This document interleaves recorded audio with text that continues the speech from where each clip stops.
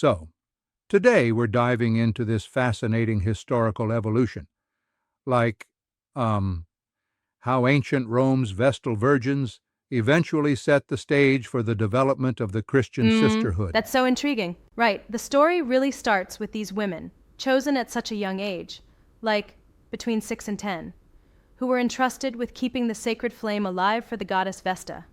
Correct? Exactly. It's, almost like they were the original guardians of Rome's heartbeat, yeah?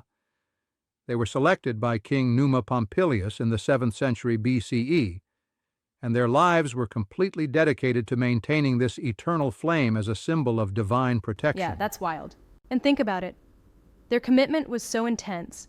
30 years of absolute celibacy, entire communal life in white robes, living in seclusion.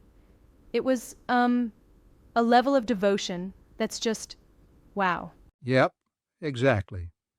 And the societal stakes were huge, too. Losing their purity was punishable by death. It's like these traditions were not just spiritual, Absolutely. they lasted as powerful symbols of the state itself. So, what's really interesting is that even when Christianity rose to prominence, it didn't completely erase these practices, but rather, adapted them. Early Christian ascetics, as scholars like CatherineMChin show, essentially borrowed the structure and the aura of prestige from the Vestals. Right, so it's a sort of spiritual recycling, isn't it? Yeah, exactly.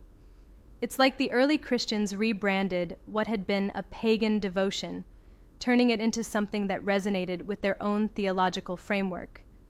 They took purity and aesthetic elements like the white robes, the veiled looks, and even the idea of marriage to the divine, and infused it with new meaning.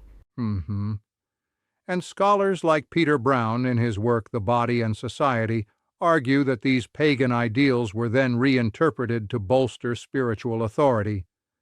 They began calling these women Virgines Dei, literally virgins of God, sort of echoing the Vestals but within a Christian context. Yep, that's exactly it.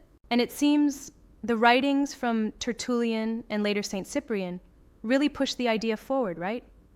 Like promoting celibacy as a higher calling and using the image of being a bride of Christ. Absolutely, yeah. Imagine it. From tending a physical flame in ancient Rome to, tending the light of faith in Christian communities. There's a sense of continuity, even though the deity and the context completely shifted. It's quite the transformation. Right. And after Christianity got legalized with the Edict of Milan in 313 CE, things really started to formalize. Eusebius describes communities where women lived in chastity and poverty. Later figures like St. Ambrose and St. Jerome even laid down the theological groundwork by calling the Virgin the temple of God. Right, that's a strong image. And then, by the 5th century, under St. Augustine, what we see is almost a complete transformation. The very notion of being a consecrated woman, living in monastic communities, became a recognized and powerful institution in its own right. Exactly. It's like the spirit of the Vestals was reborn in a new form. Their visual symbols, like the veils and the quiet devotion, weren't erased but repurposed. The commitment to chastity remained, but with a focus on spiritual rather than civic really interesting duty. how history evolves. I have to say, though, I'm a bit skeptical about drawing a direct line between the two groups. Weren't there significant cultural and theological differences that might suggest, like, a more complex transformation? That's a great point, and honestly, there are definite differences. The Vestal tradition was embedded in a polytheistic, state-centered paganism, while the Christian sisterhood evolved under a monotheistic framework with a whole different set of spiritual goals. But the reusing of similar structures and symbols, for example, the idea of living a life devoted to a power greater than oneself, creates a compelling, if symbolic, continuity. Sure, that makes sense. And it's interesting, too, how even the word convent comes from the Latin conventus, meaning assembly or gathering. It kind of suggests that even though the context shifted, the communal aspect remained integral. Yep, exactly. It's like the same basic blueprint, you know? Chastity, communal living, a focus on a higher calling. It's the same structure, just with a different narrative and set of values attached.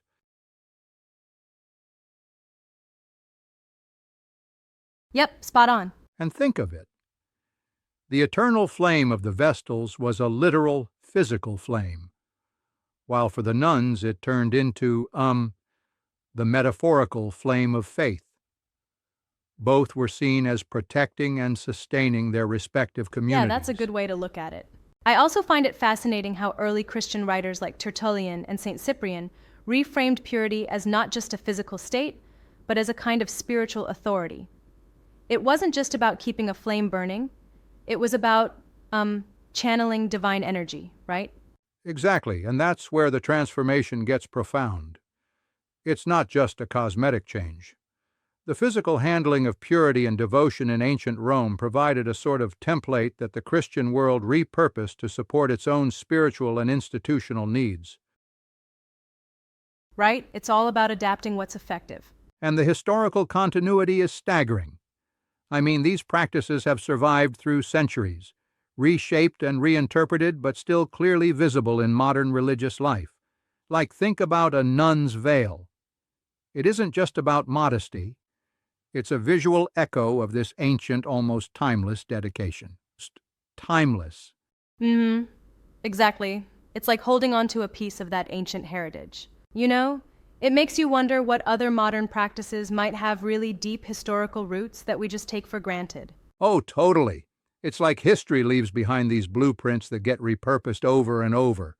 I mean, the blending of pagan traditions with emerging Christian ideals really underscores how cultures are, continually evolving, yet somehow also, well, keeping the same core energies. Yeah, it's fascinating how things cycle back, right? And it also challenges the notion that, once you move on to a new era like Christianity, the old ways are simply abandoned. Instead, they're reinterpreted, reimagined, and in many ways carried forward. Right, and that's something that's often misunderstood. Some might critique the idea that these immensely different traditions can be compared. However, when you look at symbols and communal practices, there's an undeniable lineage. It's, like a continuous thread woven through time, even if the fabric has changed Absolutely, its design that's a true. bit. Overall, it's amazing to think that the silent, steadfast dedication of these ancient Vestals still resonates in the quiet devotion of nuns today, both keeping their respective flames alive. One literal and one metaphorical. Exactly, and it's a reminder that, while our cultural narratives may shift over time, the quest for spiritual, moral, and social order remains a constant. That ancient flame, whether in Rome or in a convent, really did serve as a guiding light for entire communities. That's so profound. I guess in a way, we're all carrying a bit of that fire. A legacy of commitment and passion that transcends the boundaries of time and faith. Yeah, it's like the past is never truly gone. It lives on in our practices, our symbols, and even in the vows we make. I mean, it's kind of humbling to consider, isn't it? Absolutely indeed. For sure. It's been a rich discussion, breaking down how ancient rituals could seamlessly transition to something as modern and structured as the Christian convent. Agreed. This intertwining of history, tradition, and spirituality really shows that sometimes the most lasting ideas are those that adapt rather than vanish. And honestly, that's something that keeps history alive every day. Yeah, spot on. Well, that wraps up our chat for today. A deep dive into how ancient flames lit the path to modern faith. Exactly.